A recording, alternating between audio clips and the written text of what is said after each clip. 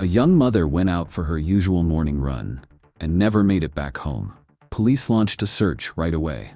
Within hours, they began finding pieces of information that didn't sit right. What started as a local missing person case quickly grew far beyond that, drawing attention from across the country as the details began to surface. Eliza Fletcher was born on November 9, 1987, in Memphis, Tennessee. Her family was well known in the area. Her grandfather owned a private hardware supply company valued at more than $3 billion. But the family wasn't known just for their wealth. They were deeply involved in the community, quietly supporting local charities and giving back in meaningful ways. There was an expectation that Eliza might one day step into the family business, but that was never the path she chose. She wanted to teach. She attended a private high school, went on to study at the University of Memphis, and later earned a master's degree in education. She was driven academically, but she also loved being active. Eliza played soccer in college, enjoyed running, and took part in marathons whenever she could. After finishing school, she began working as a preschool teacher, and it didn't take long for people to see how natural the role was for her. She connected easily with the kids, and they loved her right back. Teaching wasn't just a job, it was something she truly cared about. Eliza was also active in her church, and it was there that she met a man named Richard. They started dating, eventually married, and later had 2 sons together. From then on, her life centered on her boys and the preschool where she worked. She and her husband loved being outdoors, too. Whenever they could, they went hiking, camping, or took road trips as a family. Running remained a big part of Eliza's routine. Nearly every morning, she'd lace up her shoes and head out. In 2022, at 34 years old, she was training for the Boston Marathon, which meant she was running more often and pushing herself harder. To fit everything in, she started going out around 4 a.m., early enough to finish her run and still be home for breakfast with her family before the day began. On the morning of September 2nd, Eliza woke up before dawn and left for her regular run. Eliza lived near the University of Memphis and often ran through campus in the early mornings. Her usual route was about 4 miles round trip and took roughly an hour to complete. But that morning, something felt off. When her husband woke up and realized she still wasn't home, he sent her a few texts. There was no reply. He tried calling next, but she didn't answer. That alone raised concern. It wasn't like Eliza to ignore her phone. She was scheduled to work an early shift that day, and she was known for being reliable and always on time. As the minutes passed, Richard felt certain something was wrong. Around 7 a.m., he called the police. There was no sign that Eliza had chosen to go anywhere after her run. She'd left with only her phone and a water bottle, nothing else. Because she usually stayed close to the university, police reached out to campus officials and asked them to alert students in case there was a potential safety issue nearby. News of her disappearance spread quickly. Eliza's family was well known in Memphis, and local outlets picked up the story almost right away. Within hours, people across the city were talking about it. Some immediately began speculating about her husband, since spouses are often examined closely in situations like this. His interviews were picked apart, with viewers looking for any sign that something might be off. But investigators had no reason to suspect Richard. Everything pointed to him being at home when Eliza left for her run. At the same time, officers canvassed the area and started collecting surveillance footage along her usual route. Before long, they found video of Eliza running, moving at her normal pace, just as she did every morning. Nothing seemed out of place until they reviewed footage from one camera not far from campus. The video showed Eliza jogging past a parked SUV. Seconds later, a man stepped out, ran toward her, and grabbed her. After a short struggle, he forced her into the vehicle. The SUV sat there for about 4 more minutes before pulling away, with Eliza still inside. At that point, investigators knew they were dealing with a kidnapping, and the response quickly ramped up. More officers and resources were brought in, and the goal was simple: find Eliza and find her alive. The suspect had been caught on camera, but the footage wasn't very clear. The image was grainy and the license plate couldn't be read. There wasn't much to go on. Still, as detectives reviewed footage from nearby cameras, they started to notice a pattern. The same SUV had passed Eliza just minutes before the abduction. Going back even further, they saw it moving through the area near the university about 20 minutes earlier. It didn't look random. The vehicle appeared to be circling, as if the driver was looking for someone. After spotting Eliza, the driver parked ahead and waited for her to run by. Police released the video to local media, hoping someone might recognize the vehicle or the man inside. They were able to determine the SUV's make and model and noted that one of the taillights was damaged. Even with that information, tracking it down proved difficult. Around the same time, investigators received another lead. Later that morning, a passerby found a water bottle and a cell phone on the side of the road, about 7 miles from where Eliza had been taken, and turned them into police. It took several hours to confirm they were connected to the case. With help from Eliza's family, detectives confirmed the phone belonged to her. It appeared the kidnapper had tossed the phone and water bottle out of the window while driving. But there was something else.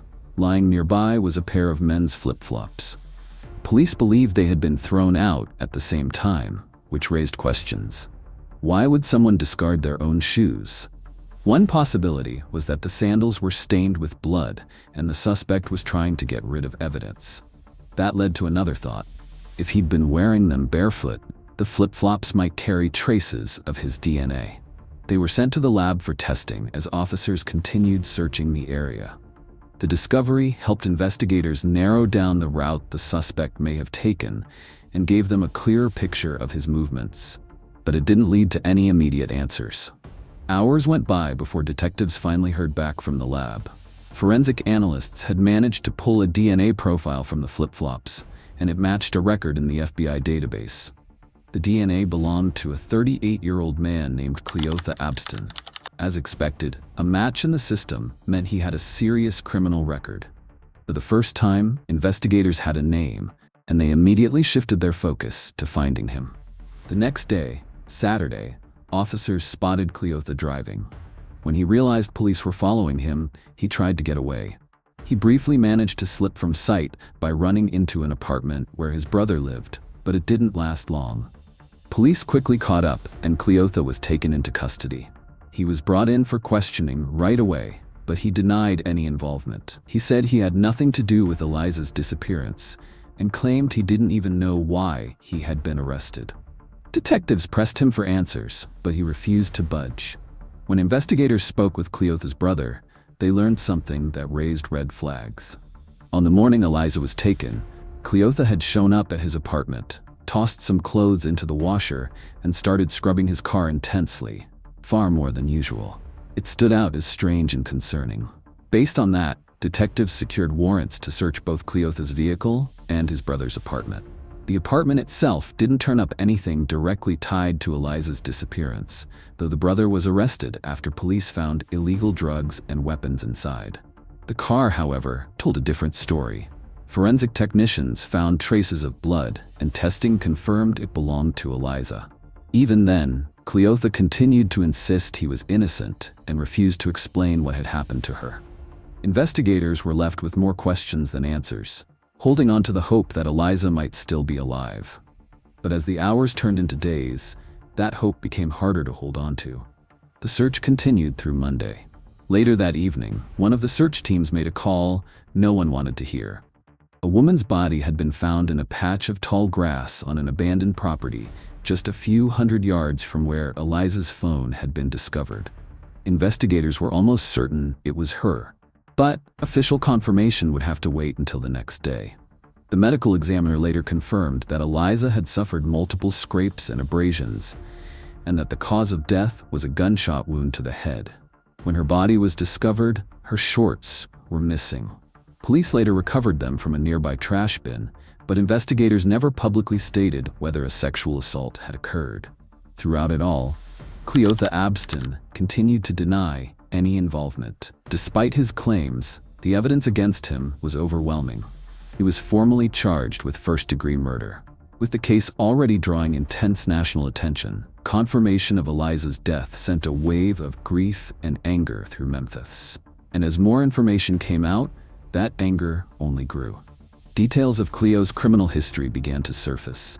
His first run-in with police happened when he was just 11 years old, after being sent to juvenile detention for robbery. That wasn't an isolated incident. Between the ages of 11 and 16, he was arrested 16 more times for crimes ranging from theft to illegal gun possession, assault, and gang-related activity. At 16, he was arrested again, this time for sexually assaulting a man. He served 6 months in juvenile detention and was then released into his mother's care. Just 2 weeks later, he was back in custody. This time, he had kidnapped a well-known attorney at gunpoint, forced him into a car, and drove around looking for an ATM. When the victim tried to withdraw money and began yelling for help, police intervened and Cleo was arrested. Although he was still only 16, he was tried as an adult. He received a 24-year prison sentence and served 20 years before being released early in November 2020. Had he served his full sentence, he would not have been free at the time Eliza was killed. As Cleo's case dominated headlines, another story came forward that fueled even more outrage. A woman named Alicia spoke publicly about her experience with him. She said she met Cleo in the summer of 2021 through a dating app. After a few weeks of messaging, he asked her out and told her to pick him up that same night, giving her an address. When Alicia arrived, Cleo invited her inside. But the moment she stepped into the building, she felt that something wasn't right. The place was clearly abandoned. There was no sign that anyone actually lived there. It would later come out that this was the same property where Eliza's body was eventually found. Once inside, Cleo pulled out a gun and forced Alicia back into her car. There he assaulted her. At the time, Alicia was 4 months pregnant. She told him, hoping it might make him stop, but it didn't. When it was over, he walked away. Alicia drove herself to the hospital and reported what had happened to police.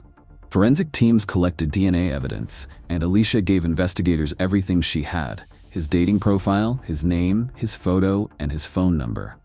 All of it. That's where the obvious question comes in. If this assault happened more than a year before Eliza was taken, and police already had Cleo's DNA, his identity, and his contact information, why was he still free? The answer was painfully simple. The case was never completed. Despite having the evidence, law enforcement failed to file the report in time. The DNA collected from Alicia's case wasn't even entered into the FBI database until after Eliza was murdered. When public outrage followed, the police department said staffing shortages were to blame. But for many people, that explanation wasn't enough. The system had failed Eliza twice, first by allowing Cleo to be released from prison years early, and then by neglecting a case that could have put him back behind bars long before he hurt anyone else. Alicia, desperate for accountability, had filed a lawsuit against the city. It was dismissed only after Eliza's death. Eventually, Cleo was charged for the earlier assault, but by then, it almost felt beside the point. He was already in custody, and prosecutors had announced they would seek the death penalty. Even so, Cleo continued to deny any involvement. What surprised many people was that his family stood firmly by him. His mother told reporters she believed her son was innocent because he had told her he hadn't killed anyone. She described him as kind and good-hearted. But the reality was, Eliza wasn't even his last victim. Just one day before her murder, Cleo, who worked for a cleaning service, showed up for a shift at a movie theater. That same evening, another employee realized 2 of her credit cards were missing and that they were already being used. When she checked the surveillance footage, she saw Cleotha Abston taking them. One detail stood out right away. He was wearing the same sandals he would later throw away near Eliza's phone and water bottle. Unfortunately, the woman didn't have the chance to report the theft before everything else unfolded. Those charges were only added later, after Eliza's murder, becoming part of an already long list of crimes tied to Cleo. He was sent to prison to await multiple trials. The first was for the assault on Alicia. In May 2024, he was sentenced to 80 years in prison. After that came the case for Eliza's murder. Prosecutors initially sought the death penalty, but eventually, Cleo was offered a plea deal. He pleaded guilty in exchange for life in prison without the possibility of parole. After considering the offer, he accepted it. In October 2024, he was formally sentenced, ensuring he would spend the rest of his life behind bars. While he avoided execution, the outcome at least guarantees he can never harm anyone again. For many, the case became another painful example of a system that failed to act. Through early release and years of missed opportunities, allowing a dangerous person to remain free despite clear warning signs. In Eliza's memory, thousands of people later gathered to run the same route where she had been taken, completing the run she never had the chance to finish. What are your thoughts on this case? Do you feel justice was done? Share your thoughts in the comments. Thanks for watching Murder Ledger. We look into real cases from across the world, the ones that raise tough questions and stay with you long after they're over. If you're interested in stories like this, make sure to subscribe and join the conversation.